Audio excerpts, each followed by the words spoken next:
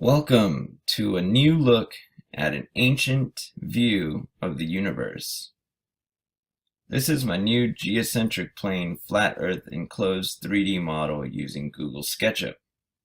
In it, I've taken inspiration from ancient cosmologies like the Egyptians, the Vedas, the Hebrew, Japanese, Enoch, Mayan, and many others, including modern flat earthers like Josh Wall, who made WAH last name on YouTube, who made a video showing the astroplate, demonstrating how a reflective firmament can explain star trails in the southern hemicycle using an astroplate. So what I've done is made a 3D model here with the astroplate, and I want to show how it matches the ancient cosmologies.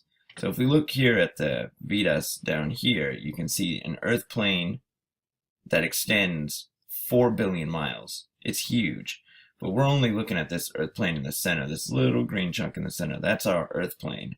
You notice it has a chariot for the sun, the moon, and planets, but it has a starry plane up here, which is an astroplate that I've added up top, up here. In Mount Muru, I've put as a vortex style.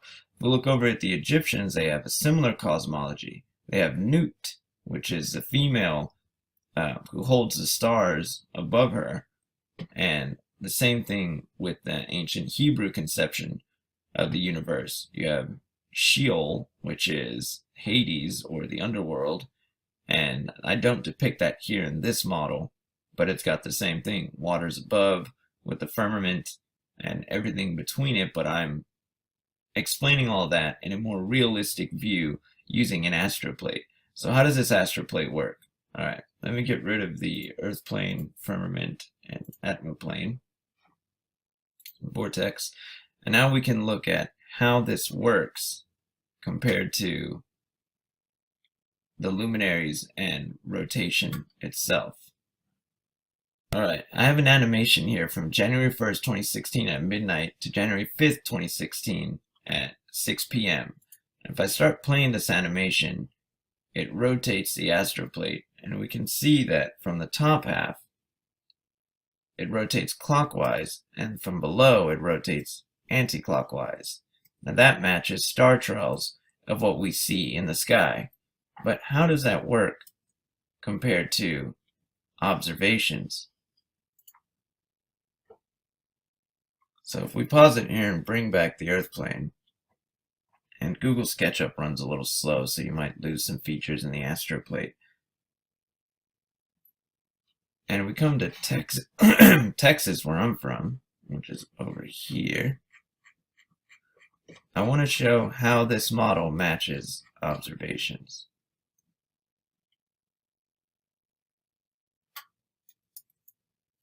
All right, there we go.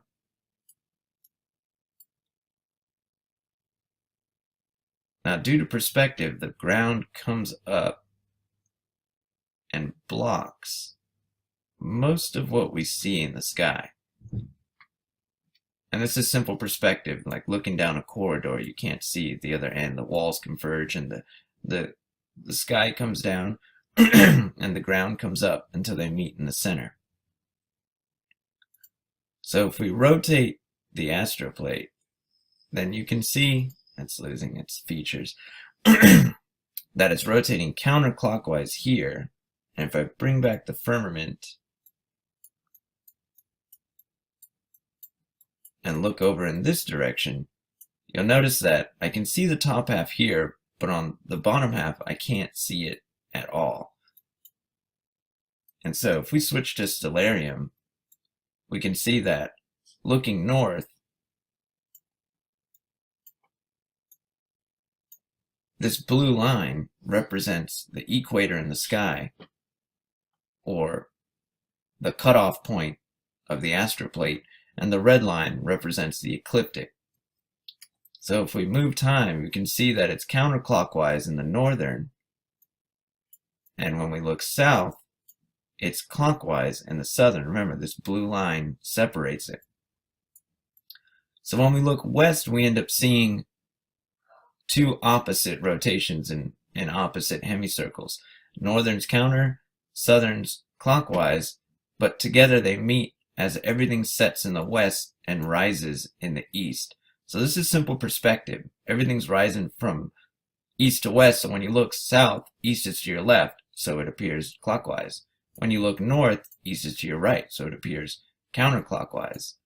And this matches the observations made here. The only difference is you can't see the southern section, which is reflecting off the firmament and would appear to be down here. And looking directly south, we would see a chunk of that over there, and then looking west, we would see everything setting, and back north, you can see part of Polaris, and some of Ursa Minor, and a few other constellations.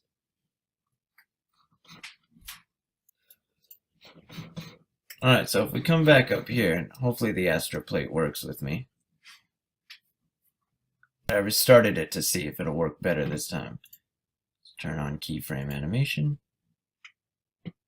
Okay, so this astroplate rotates 90 degrees every frame, so that completes a full circuit in 4 frames. So I have every day listed by 4 frames here, from midnight, 6 a.m., noon, 6 p.m., midnight, 6 a.m., noon, 6 p.m. And they're accurate to stellarium. So if I come over here to stellarium and I pull up the date, and I go down to January 1st at midnight,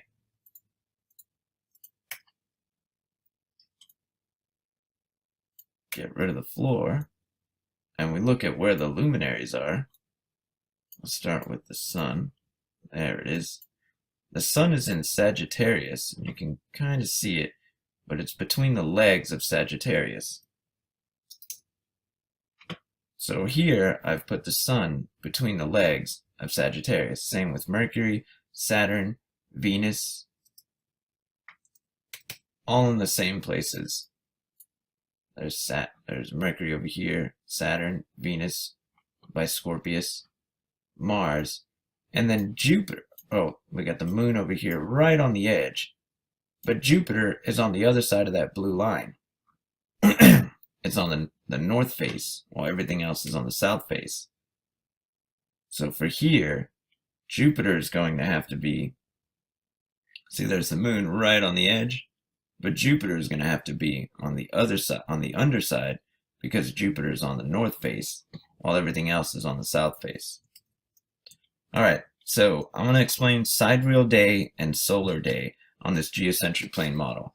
A solar day is when the sun completes a full circuit around the North Pole and ends up right back where it started with relation to the Earth plane.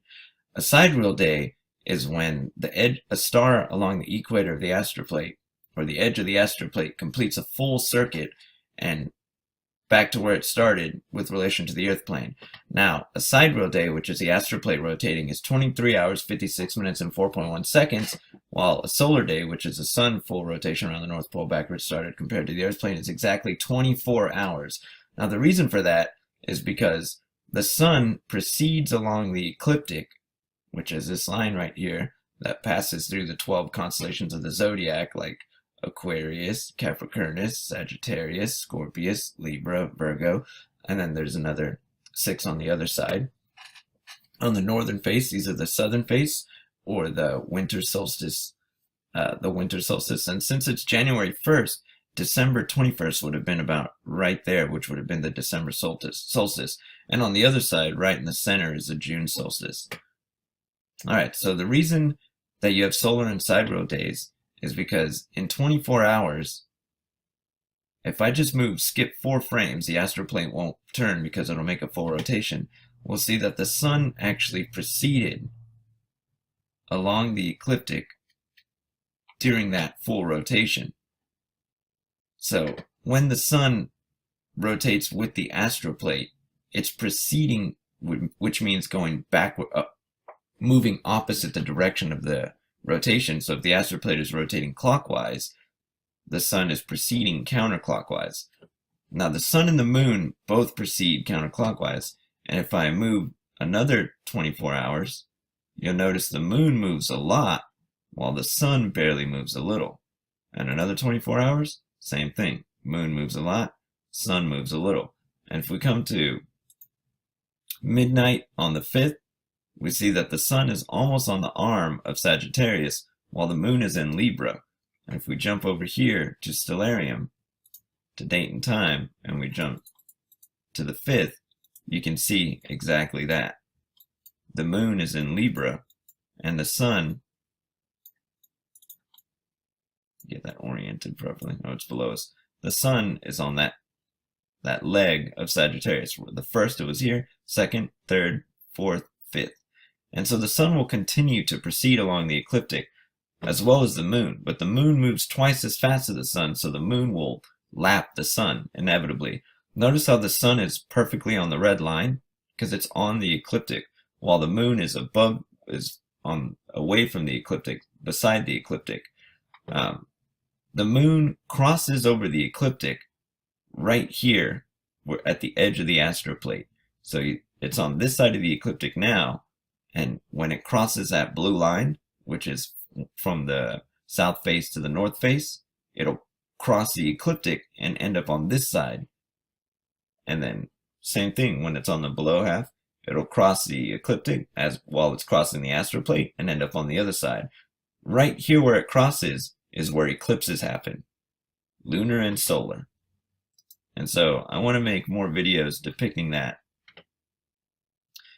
in this 3D model, but it looks like I'm going to have to completely remake this 3D model because Google SketchUp is having trouble maintaining the features of the astroplate. Anyway, that's the video I made wanting to show how the luminaries proceed along the ecliptic. Now the planets do something peculiar.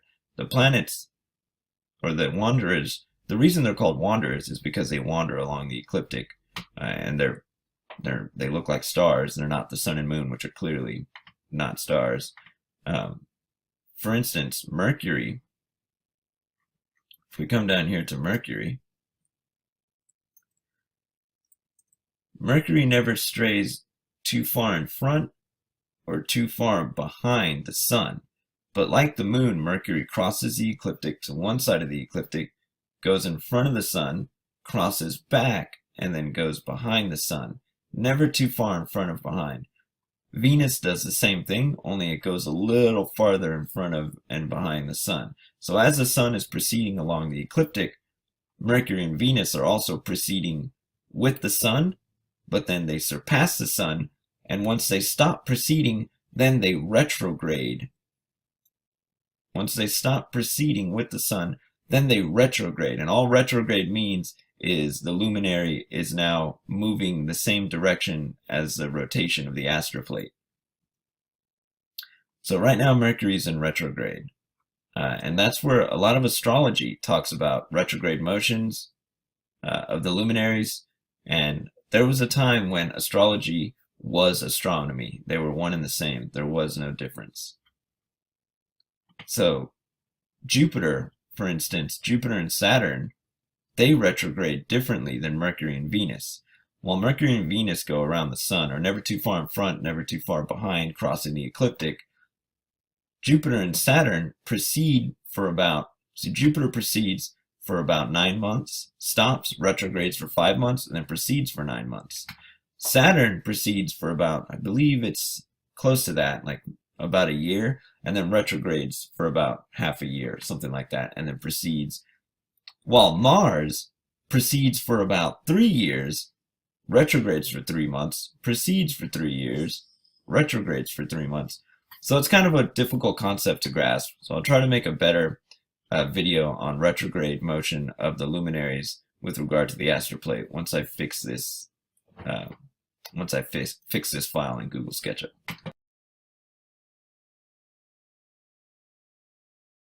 Of the luminaries without the astroplate.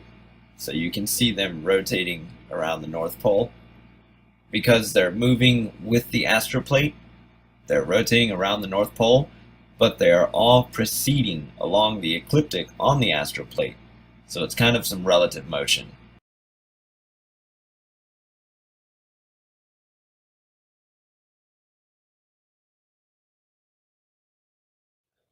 the astroplate and the luminaries with the sun and the moon.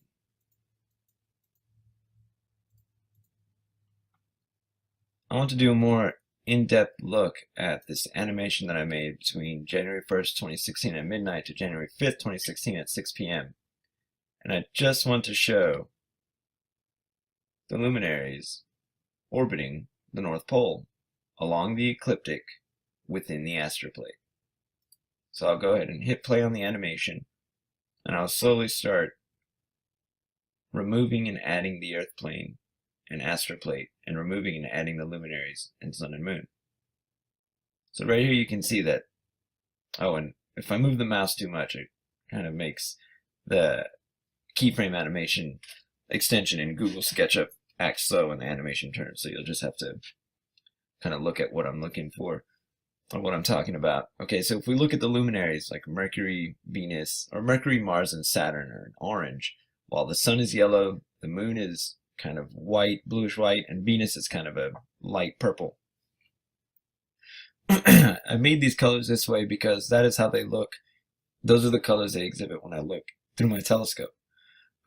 So when I remove the astroplate, you can see the luminaries still orbiting the North Pole. But since the luminaries precede and retrograde along the ecliptic, their circles aren't perfect circles. They're basically spiraling, or like spiraling down or winding down. Now the one thing that's hard to understand, if we just remove the luminaries and look at the sun and moon,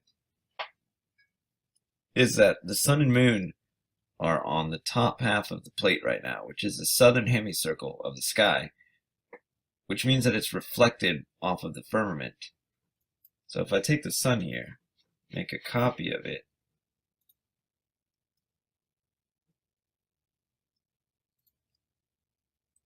and then hit paste, you can see that the sun, and I might actually make an animation for this.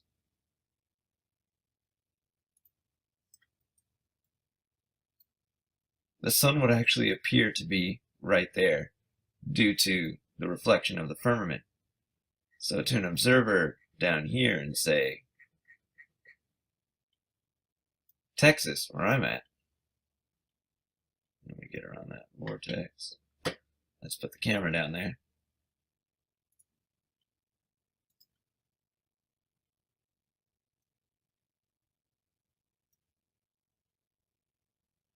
Fix the ground. There we go. So to an observer looking, oops, the ground too high. In this direction, the sun would appear to be right there because it is reflecting off of the firmament and showing the top half of the astroplate, if that makes sense. Anyway, so back to the animation. So if we remove the Earth plane and astroplate, now you can see the sun and moon completing their circuits. And you can't really tell, but the sun is proceeding along the ecliptic. If I bring back the astroplate, you can see that since the ecliptic is a half circle along one side of the face of the ecliptic, that as it rotates and the sun moves along the ecliptic, the circle that the sun is making around the North Pole begins to spiral inward and outward.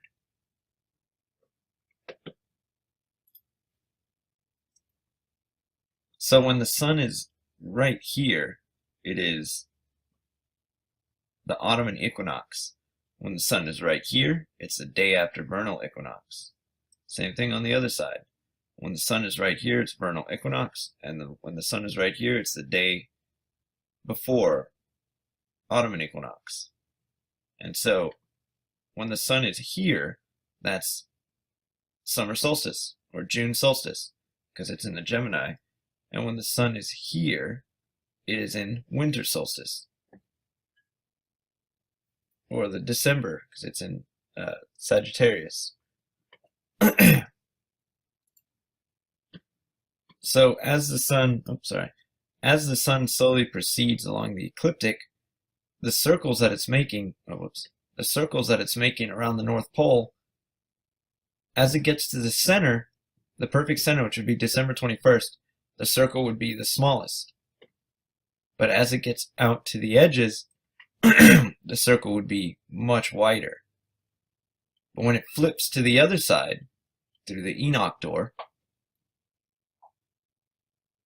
it also makes its way to the center.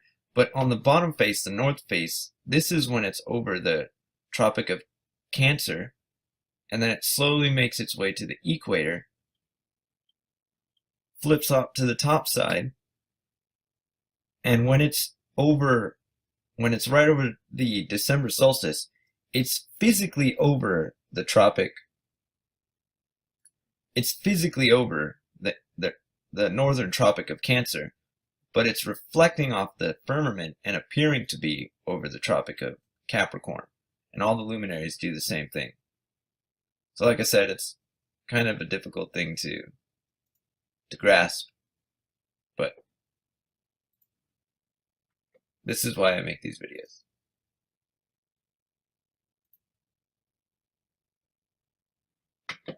Thanks for watching.